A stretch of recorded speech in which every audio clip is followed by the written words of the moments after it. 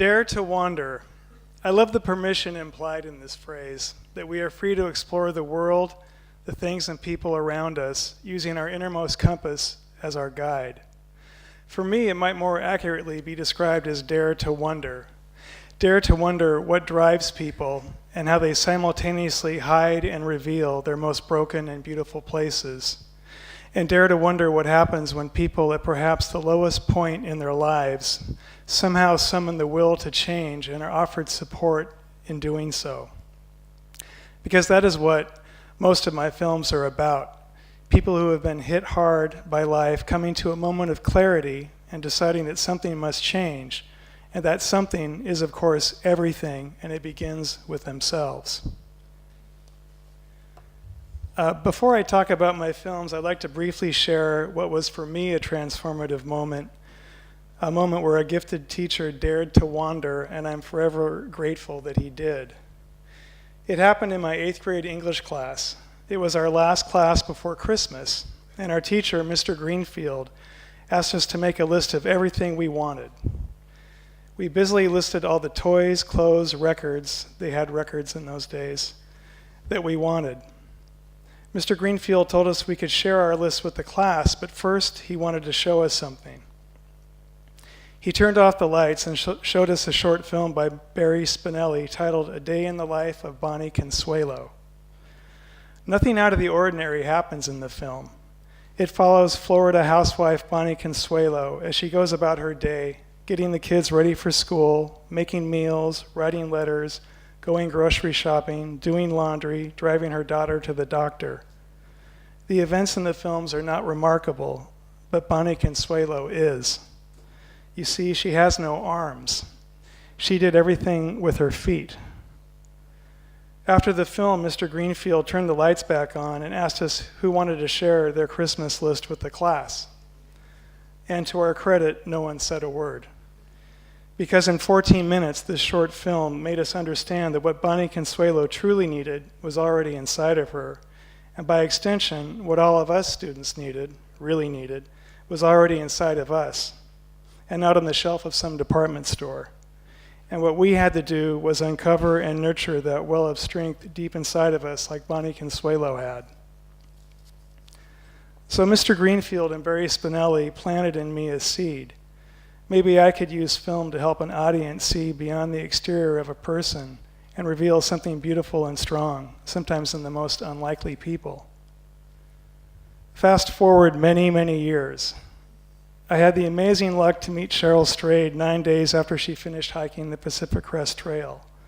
We fell in love, had many adventures, with many still to come, got married, and were lucky to have our son Carver and our daughter Bobby. We were eking out a living on Cheryl's writing and my patched together income from teaching film and making films for nonprofits and the occasional corporate film. But childcare was killing us, and every month was a nerve-wracking financial balancing act to pay our exorbitant health insurance. And Carver was getting to the age where he would soon want a bike, and we couldn't afford one. At night, after the kids went to bed, I'd secretly go on Craigslist and look for jobs in film. And I found one at an advertising agency. It paid well and had benefits. When I told Cheryl they offered me a job, she said, "If you take that job, I'm divorcing you. You'll be miserable. Go ahead and make the film you want to make. We'll figure everything else out." So I didn't take the job. Instead, I dared to wander. I got a $6,000 grant. I knew I wanted to make a feature-length film and that I didn't have the money to hire a crew. So instead, I bought a small video camera for $2,500 and went for it, shooting and editing the film myself. I'm going to show you a scene from my film, Finding Normal. You're about to meet Stefan, a 45-year-old homeless crack addict. He's done 2 stretches in prison and lost the usual things that addiction steals: family, friends, marriages, jobs, children, self-respect. But Stefan hasn't given up.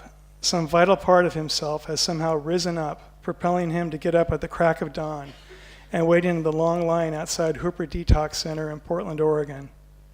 He is one of the lucky ones. After only 2 mornings waiting in line from dawn to 9 a.m., When the doors open and the intake specialists start the triage process, he got a bed. Some are not so lucky. When they don't get a bed, their dope sickness rears up. They use and overdose. After detoxing for a week, Stefan's head is just beginning to clear. He's met a man who may just help him save his life. His name is David Fitzgerald. His list of wreckage is long, even longer than Stefan's. Longer prison stretches and a 35-year drug addiction. But he is a recovery mentor with significant clean time, and in Stefan he sees someone who just might be done using and maybe, just maybe, might be willing and able to put to good use the clean and sober housing, drug treatment, and mentorship his program offers. Stefan gathers his few remaining belongings in a plastic bag and leaves Hooper Detox with David to begin a new life.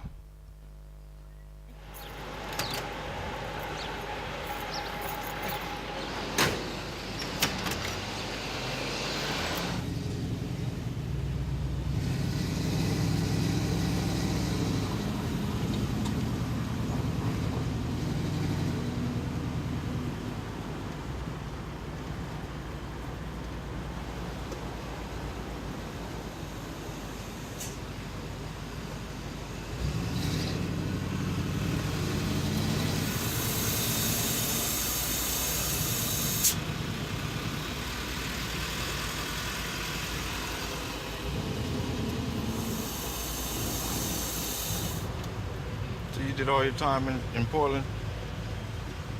Did I grow up here? I said you did all your time in Portland? In Oregon? Well, I did a little bit in Washington. Never been in no California prison, huh? No.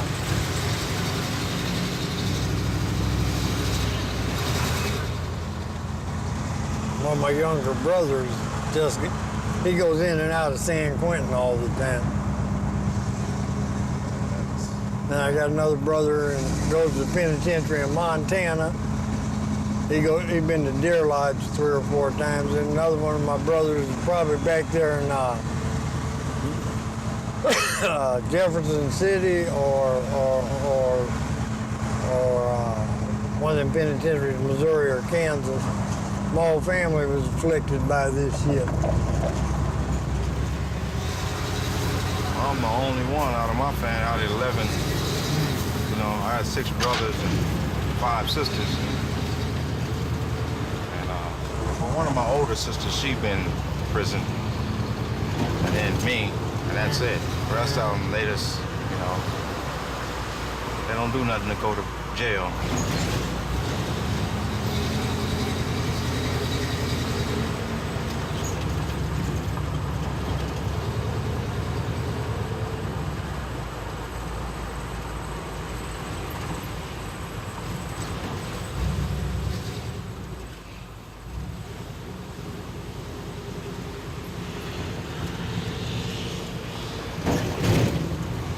Well, I guess they do. They just ain't got caught.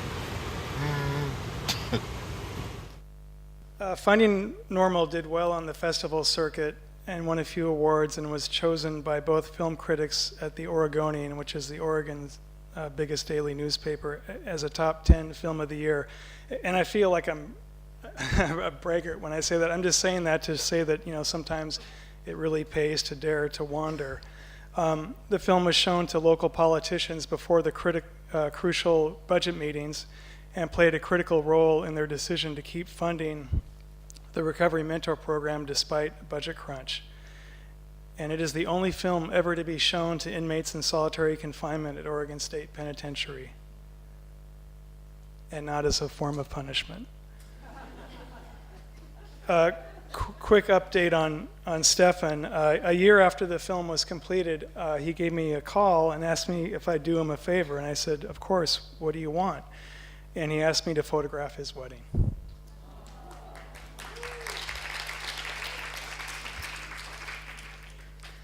I'd now like to show you a scene from Mothering Inside. It was shot at Coffee Creek Correctional Facility in Wilsonville, Oregon, the only women's prison in the state of Oregon. And you're about to meet Lynetta. She used to think of herself as a failure as a person, but especially as a mother. That is, until she joined the Family Preservation Project. The program not only offers parenting classes, daily phone calls with her kids, and expanded prison visits twice a month that allow Lynetta to hold her kids, read to them, feed them, and take naps with them, none of which is possible in a standard prison visit. But just as importantly, it helped her change the story she tells herself about herself.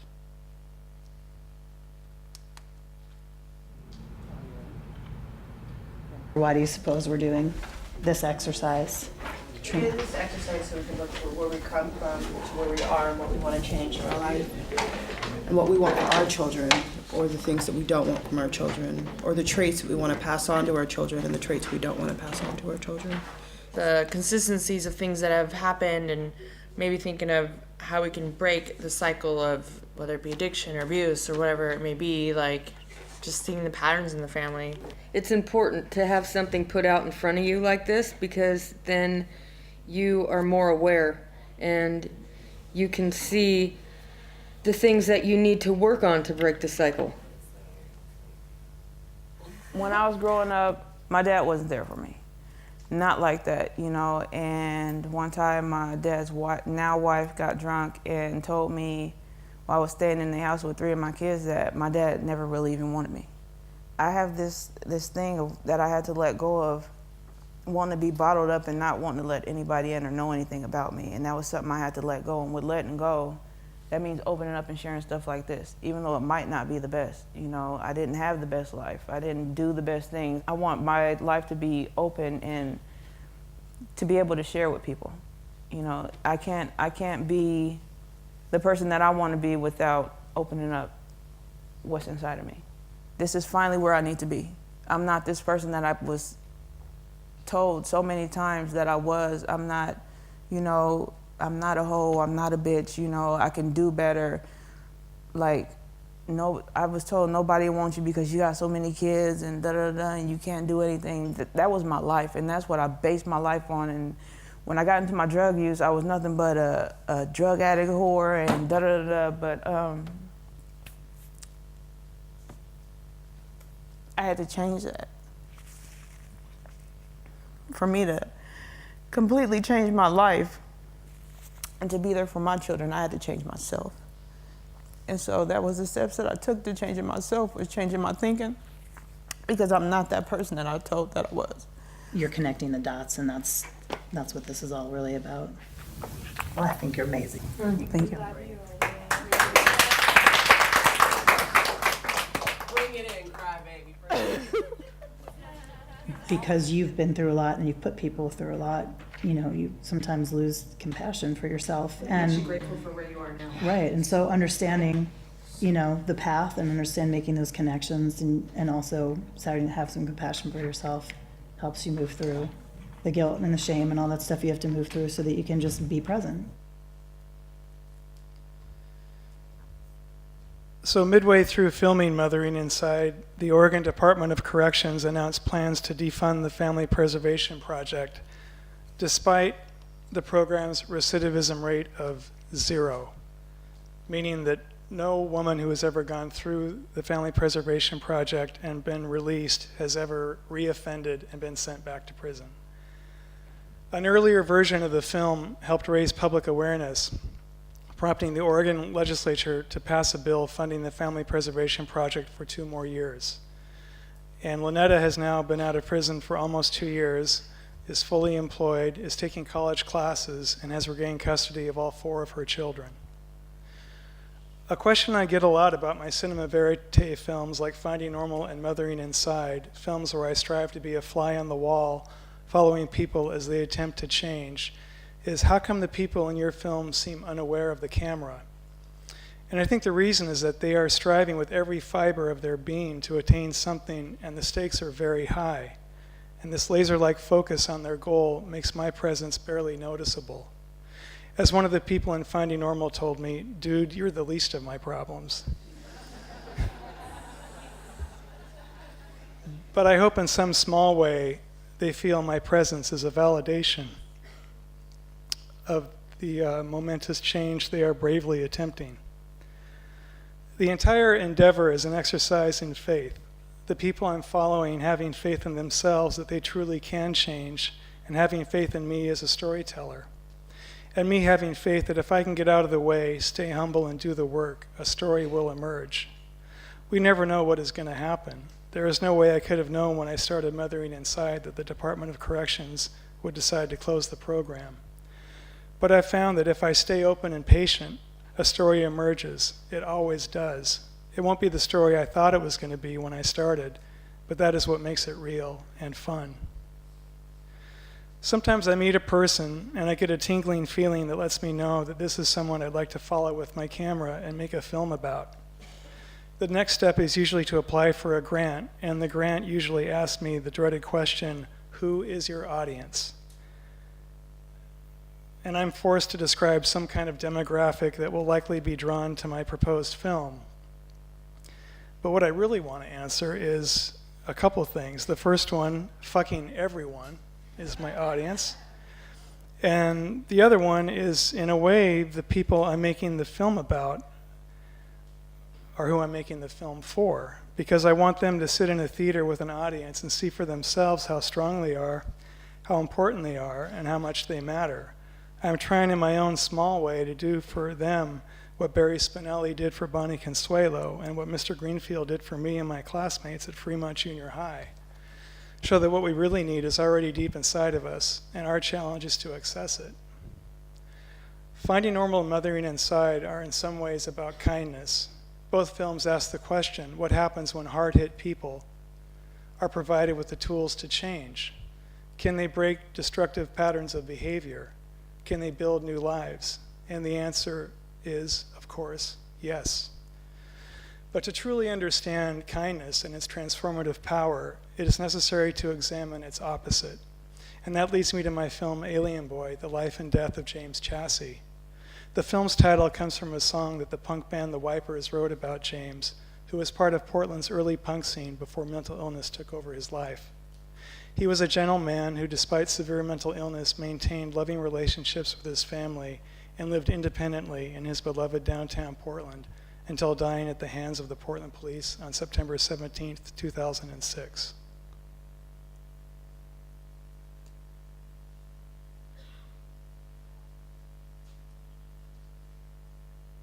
In the wallet is an ID for a James Philip Chassie. If I remember correctly, the identification had some, like maybe a library sticker. Officer Humphreys put together a police report that described Jim as being transient when they had his Oregon ID card, which provided his address at Northwest Broadway, just off of Burnside, a mere blocks from where he was found. They checked his police records and found that his address coincided with that. Rather than list him as a person living in Portland with an address,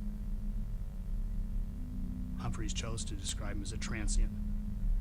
Again, I think denigrating his character and suggesting that he wasn't worthy, and it was just too bad that this druggie who was a transient got caught up with the police. And you were feeling sympathetic towards Mr. Chassie then, weren't you?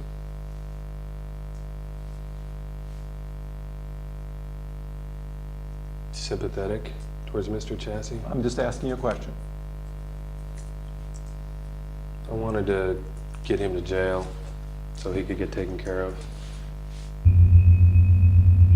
So I pop open the door and I said, I want you to understand, if you try and bite me or kick me, it's going to be really, really bad.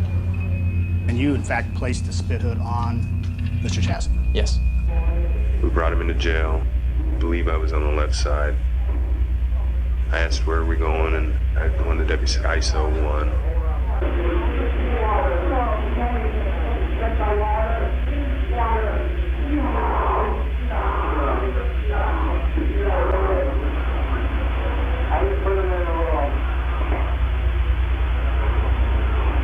I remember I just get the handcuffs off and I realized he's gone unconscious again. I look over at the deputy and I said, we need to get medical. He passed out on us before.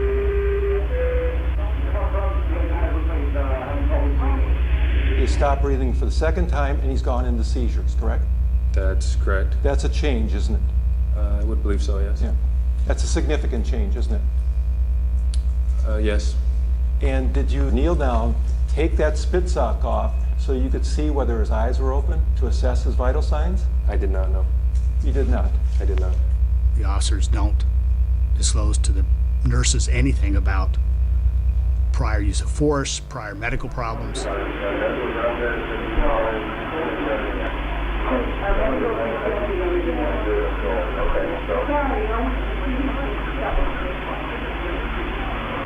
You decided that you were going to take him to Portland Adventist Hospital. That's correct. And what did you estimate would be the time it would take? 15, 20 minutes, maybe, somewhere around there. So you have someone who has stopped breathing twice, who is seized, and you are going to transport him 15 or 20 minutes to a hospital? Yeah, at that point, I mean, the medical unit at the jail didn't seem to be, I mean, assume that if he would have been in serious distress per them, that they would have dealt with him, but. Did you tell the nurses that he had stopped breathing once before? No, So they may not have had the complete picture. that's correct. You ever had a broken rib?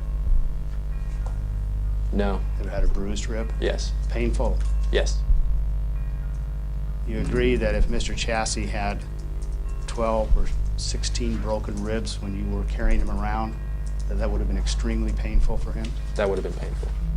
And what's your sense of the noise? Is it anger? Is he in pain? More of a defiant, angry noise. At no point during any of this did I feel like he was making noise in pain.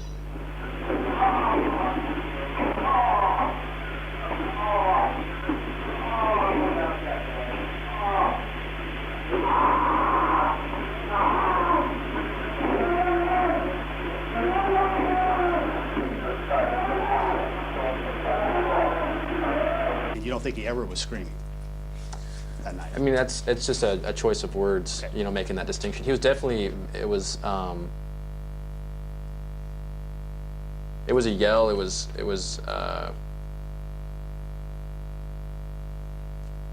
I like the word yell better.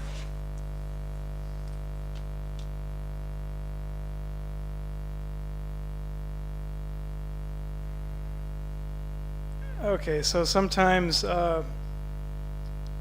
films have to dwell in a pretty negative place and honor the people in some pretty horrific events, and I hope that Alien Boy did that. It premiered before a sold-out audience at the Portland International Film Festival in 2013, and you know, unlike Mothering Inside and Finding Normal that seem to have kind of a direct impact on policy, there's really nothing I can point to that you know, Alien Boy has changed. But I do find hope in one of my enduring memories from that night, and it's from the after party where Portland Mayor Charlie Hales and James Chassis Sr., Jim's father, had an open and heartfelt conversation about how to improve interactions between the Portland police and people with mental illness.